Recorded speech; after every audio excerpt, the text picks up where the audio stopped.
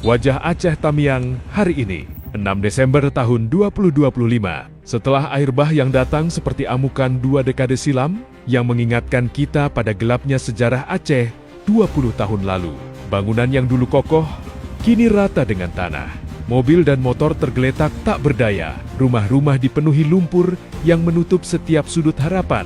Di tengah krisis air bersih, listrik yang padam, dan sinyal yang hilang kembali muncul. Warga berjuang untuk sekadar memberi kabar bahwa mereka masih ada. Suasananya mencekam.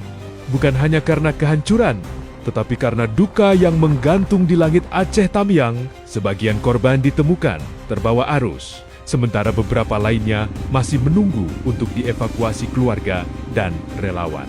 Dengan segala keterbatasan, kita hanya bisa membayangkan beratnya langkah mereka, melangkah di antara puing, kehilangan, dan kesunyian yang panjang. Hari ini, Aceh Tamiang sedang mengetuk pintu hati kita, memanggil kita untuk melihat, merasakan, dan membantu. Bencana ini bukanlah banjir biasa. Ini adalah luka besar.